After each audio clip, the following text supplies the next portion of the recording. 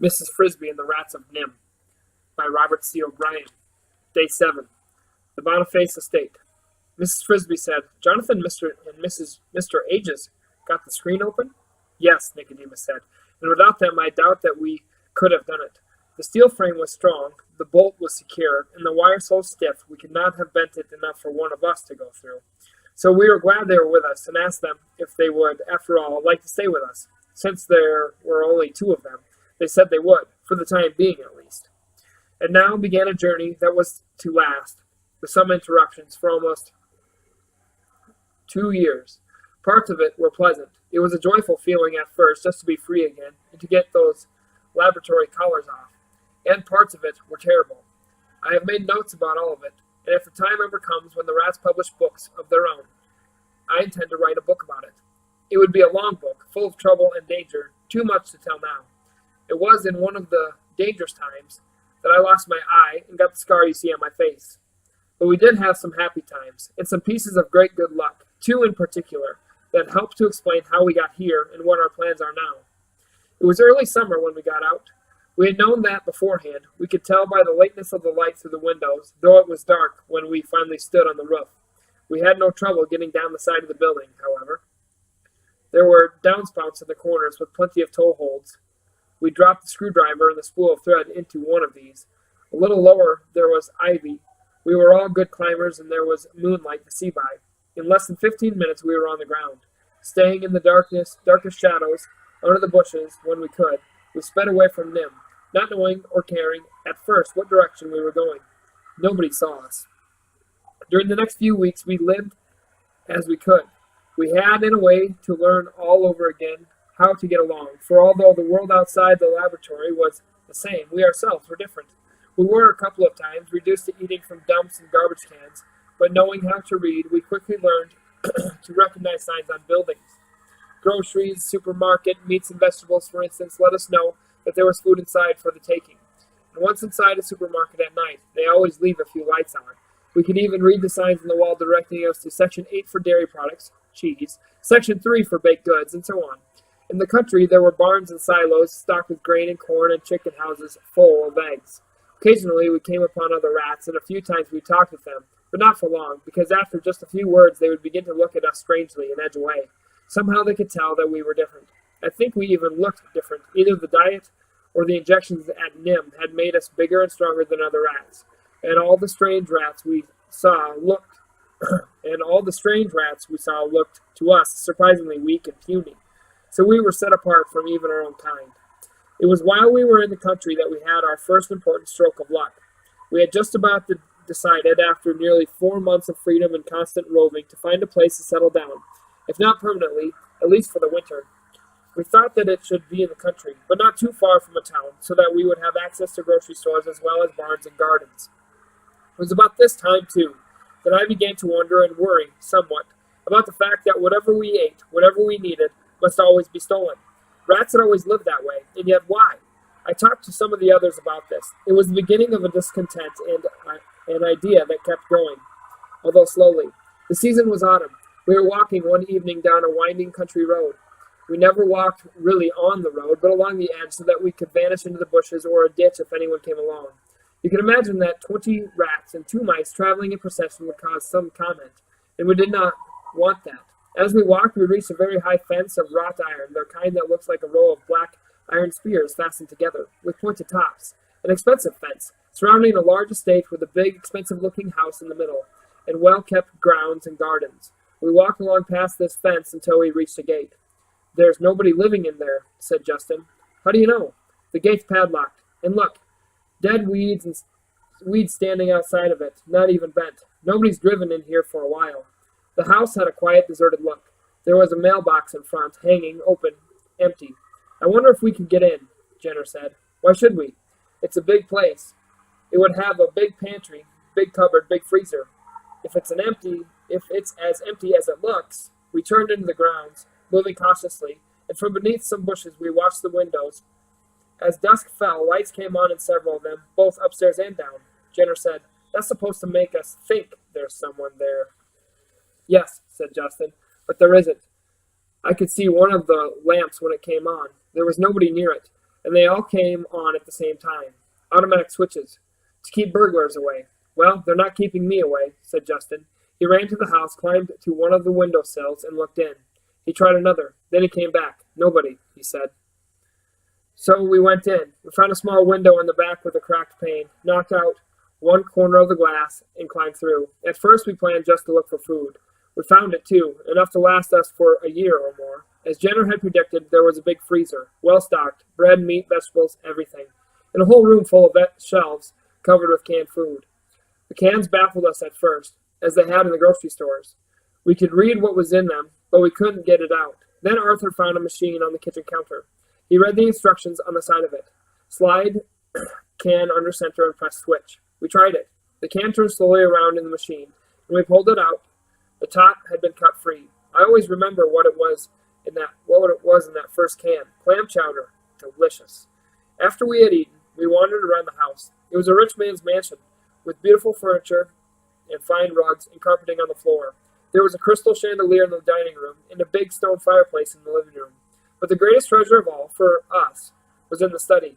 This was a large rectangular room with walnut paneling, a walnut desk, leather chairs, and walls lined to the ceiling with books. Thousands of books about every subject you could think of. There were shelves of paperbacks, there were encyclopedias, histories, novels, philosophies, and textbooks of physics, chemistry, electrical engineering, and others, more than I can name. Luckily, there was even one of those small ladders on wheels they use in some libraries to get to the top shelves. Well, we fell on those books with even more appetite than on the food, and in the end we moved into the house and stayed all winter. We could do that, it turned out, without much fear of discovery. We learned that from some newspaper cuttings I found on the desk in the study. They were about a wedding, and most of them showed pictures of a newly married couple leaving a house to begin their honeymoon. The groom was Mr. Gordon Boniface, heir to the Gold Stetson fortune, and the house they were leaving was the house we were in. According to the clippings, they were going on a trip all the way around the world. They were coming back to the Boniface estate in May. Until then, it was our estate. Oh, there was a caretaker gardener who came 3 times a week, and once in a while he would check the house in cursory sort of way. That is, he would unlock the front door, glance around to see that everything looked all right, and then lock it and leave. But he didn't live there. He lived in a small house down the road, and we were expecting him when he came.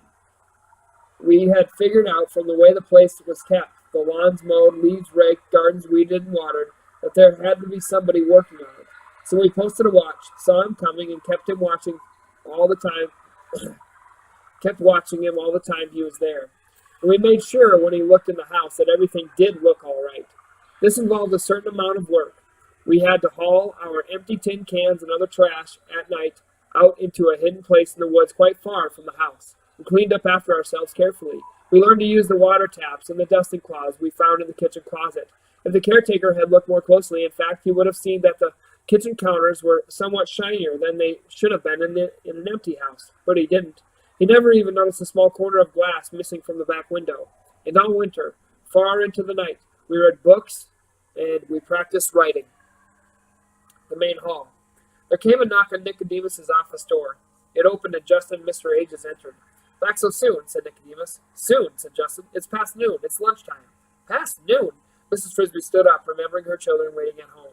Down in the Rats' home, in the artificial light, it was hard to tell the passage of time, and she had been so engrossed in Nicodemus's story that she had not glanced at the clock. Justin was wearing a satchel like Nicodemus's, and from it he took a small paper package. Here's Dragon's medicine, he said, putting it on the table. He asked Mrs. Frisby, did he tell you about the toy tinker? Nicodemus said, no, I was just coming to that. But I can't stay to hear it now, said Mrs. Frisby. My children will be waiting for their lunch. The plan was worked out. Mrs. Frisby would go home and to take care of her children. Nicodemus, Justin, and Arthur, and the other rats involved, would work out the details of moving her house, which would be done that night at about 11 o'clock, after the Fitzgibbons are asleep, and we're sure Dragon is too, said Nicodemus. Mrs. Frisby would return in mid-afternoon to the rosebush. Mr. Ages said, and I'm going to lie down. After making that trip with this cast, I'm tired. You can have your choice of rooms, said Nicodemus. Now that Jenner and his friends are gone, we have 7 empty. Thank you, said Mr. Ages. Mrs. Frisby, when you return, I will tell you as well as I can exactly how to put the powder in Dragon's food. As she hurried home, Mrs. Frisby considered just how much she should tell her children about all that had happened, and all that was going to happen. She decided at that stage, or at least, she would not tell them about their father's connection with the rats. Also, that she would not say she had volunteered to put the sleeping powder into Dragon's bowl. That would worry them. She could tell them perhaps when it was safely done, when, among other things, there would be no chance for Martin to volunteer in her place. She would tell them simply that, as the owl had suggested, she had gone to the rats and asked for help. She had found them friendly and intelligent, and a group of them were coming that night to move the house to a place where it should be safe from the plow. That would be enough. She could tell them the whole story later, when she knew it all herself. But it was not enough. The children were skeptical at first, then intensely curious, especially Timothy, who was looking stronger and feeling more energetic, but still staying in bed, primarily because Teresa and Martin had made him. "Well, why should the rats do that?" said Timothy. "We don't know them at all. Nobody does. They keep to themselves." "Maybe it's because the owl sent me," said Mrs. Frisby, searching for an answer that would satisfy him. "They seem to be impressed by the owl." "For that matter," said Timothy, "I don't even see why the owl wanted to help. He's no friend of ours either." "Maybe they thought someday we could do them a favor in return." "Oh, Mother," said Cynthia, "how could we ever do them a favor?" "You forget, I did do Jeremy a favor. That's what started the whole thing." "That and my getting sick," said Timothy. "I wish I could get up. I'm tired of bed." "Not yet," said Mrs. Frisby, glad to change the subject. "You must save your strength because tonight you will have to get up for a little while when they move the house. We must be sure you are well wrapped up and hope that the night is warm." "It will be," said Martin. "It's turned quite hot outside." They ate lunch. That afternoon, Mrs. Frisby told the children that she must leave to confer again with the rats about moving the house.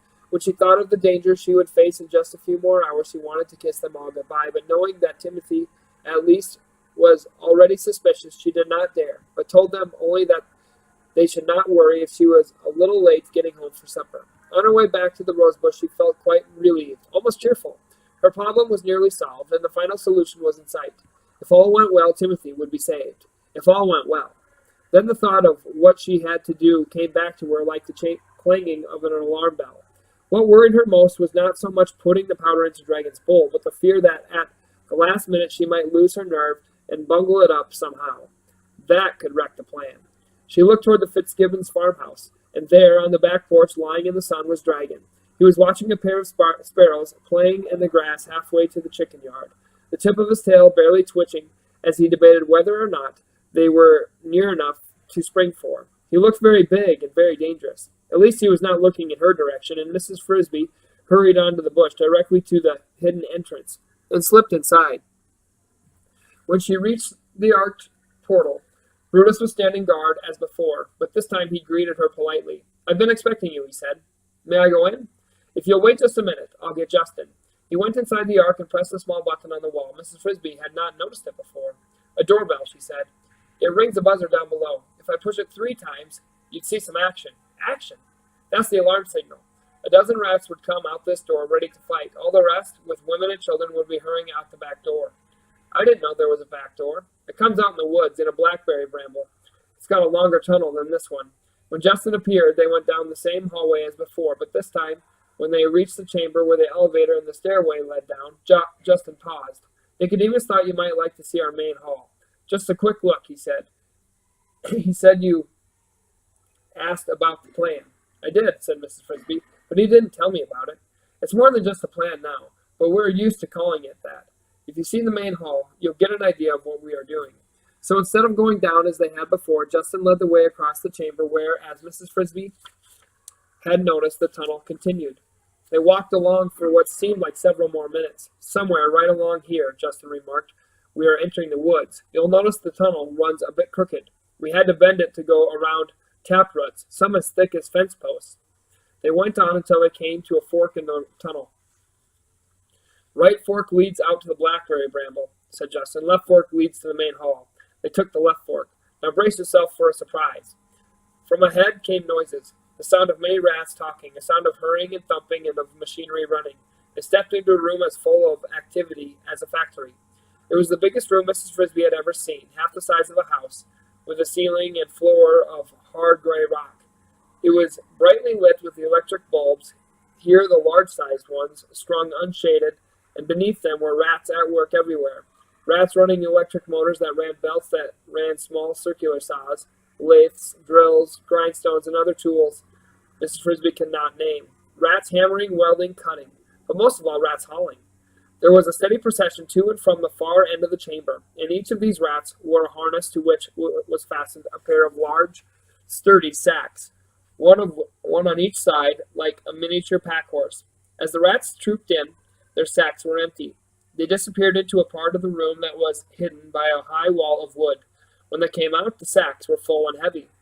As she watched, a troop of 10, their sacks bulging, went past her, out the tunnel. They greeted Justin and nodded at her, but they did not pause. She noticed that just inside the entrance an electric fan whirred quietly, aiming inward, pulling fresh air into the room from somewhere out in the woods. Mrs. Frisby stood beside Justin and gaped.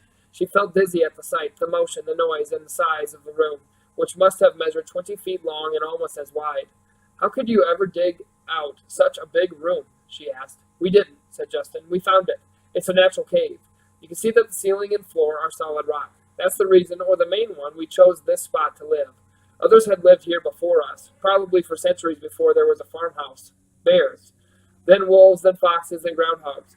We had quite a cleaning job to do, I can tell you. When we found it, there was a large hole, only a few feet long, leading straight in, but it was so full of sticks and leaves you could hardly see it. We closed the entrance entirely, and dug another, longer and narrower, our back door. Then we dug our living quarters under the rose bush, and the entrance you came in. But the cave is still our chief workshop. Let's go in." As they entered, some of the rats looked up. Some waved and smiled, but all quickly turned back to the work they were doing, as if they were in a hurry. "They're all on schedule," Justin explained, talking close to Mrs. Frisby's ear to be heard over the noise, "so they can't stop working." One group, especially busy, was gathered around an odd-shaped object of wood and metal, about a foot long. It was carved and had a point at one end. It looked like Mrs. Frisby thought, rather like the side of a small boat. Could the rats be making a boat? Then she saw that they were fastening a strong metal ring to the top of it. Justin led her to it. "That," he said, "is our most important invention, the key to the whole plan. We made a pilot model last fall. We tried it out and it worked, so now we are making 3 more. But what is it? It's a plow. Nicodemus designed it himself, after reading every book he could find about farm tools. It's light and sharp, especially made to be pulled by rats. It takes 8 of us to pull it, more if the turf is tough. But with it we can turn over, in a day of hard work, a patch of earth about 10 by 15 feet. But why? What do you need it for? Come over here and I'll show you." He led the way to the back of the cave where the high wall stood. He opened a door and beckoned her through. She stood in a large wooden bin. Starting at her feet and rising in a slope to the wall, the cave was a small mountain of grain. "Oats," said Justin. He led her on, opened another door and another mountain. "Wheat," he said, "and others, barley, corn, soybeans. We've been building these stockpiles for a long time," he said, "all from Mr. Fitzgibbon's barn. We now have a 2-year supply for 108 rats, plus enough to get to plant for 2 crops in case the first one fails. In there," he gestured toward the last bin in the row, "we have boxes full of seeds. Seeds for tomatoes, beets, carrots, melons, and a lot more." All the time they stood there, the steady procession of rats continued. They entered the bins, took off their harness sacks, filled the sacks with grain, put them on again, and left through the tunnel, out the back door. They looked, Mrs. Frisby thought, like very large ants, endlessly toiling on an anthill. Justin must have got the same impression, for he said, "If the ants can do it," Nicodemus says, "if the bees can do it, so can we." "Do what?" "Why, live without stealing, of course. That's the whole idea. That's the plan." The Toy Tinker.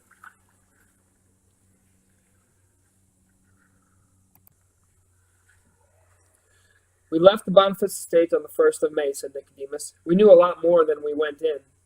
We had been there 8 months. Then," said Justin, "we found the Toy Tinker."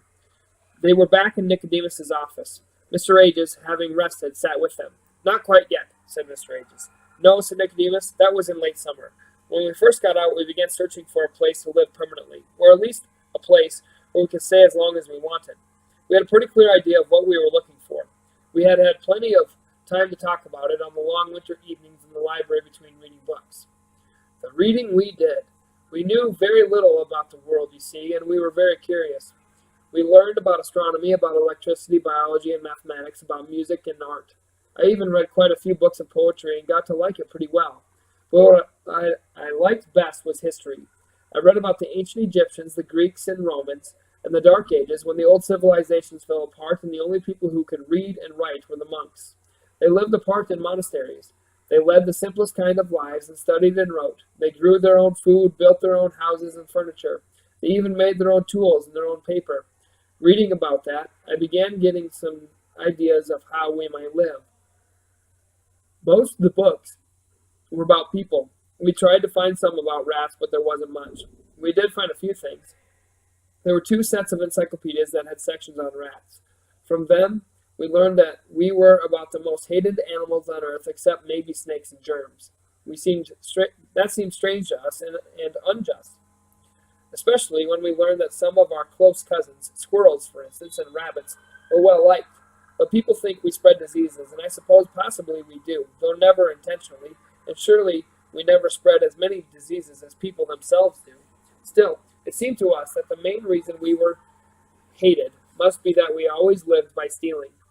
From the earliest times, rats lived around the edges of human cities and farms, stowed away on men's ships, gnawed holes in their floors, and stole their food. Sometimes we were accused of biting human children. I didn't believe that, nor did any of us, unless it was some kind of subnormal rat, bred in the worst of city slums. And that, of course, can happen to people, too. Had we, then, no use at all in the world? One encyclopedia had a sentence of praise for us. The common rat is highly valued as an experimental animal in medical research due to his toughness, intelligence, versatility, and biological similarity to man. We knew quite a bit about that already. But there was one book, written by a famous scientist, that had a chapter about rats. Millions of years ago, he said, rats seemed to be ahead of all the other animals, seemed to be making a civilization of their own. They were well organized and built quite complicated villages in the fields. Their descendants today are the rats known as prairie dogs. But somehow it didn't work out. The scientists thought maybe it was because the rats' lives were too easy, while the other animals, especially the monkeys, were living in the woods and getting tougher and smarter. The prairie dogs grew soft and lazy and made no more progress. Eventually, the monkeys came out of the woods walking on their hind legs and took over the prairies and almost everything else. It was then that the rats were driven to become scavengers and thieves, living on the fringes of a world run by men. Still, it was interesting to us that for a while, at least, the rats had been ahead. We wondered if they had stayed ahead, if they had gone on and developed a real civilization, what would have it been like? Would rats, too, have shed their tails and learned to walk direct? Would they have made tools? Probably, though we thought not so soon and not so many. A rat had a natural set of tools that monkeys lack, sharp pointed teeth that never stop growing. Consider what the beavers can build with no tools but their rodent teeth. Surely rats would have developed reading and writing, judging the way we took to it. But what about machines? What about cars and planes? Maybe not airplanes. After all, monkeys live in trees, must have felt the need to fly, must have envied the birds around them. Rats may not have that instinct. In the same way, a rat civilization would probably never have built skyscrapers, since rats prefer to live underground. But think of the endless subways below subways they would have had. We thought and talked quite a bit about all this, and we realized that a rat civilization, if one ever did grow up, would not necessarily turn out to be anything at all like human civilization. The fact was, after 8 months in the Boniface estate, none of us was sorry to move out of it. It had given us shelter, free food, and an education, but we were never really comfortable there.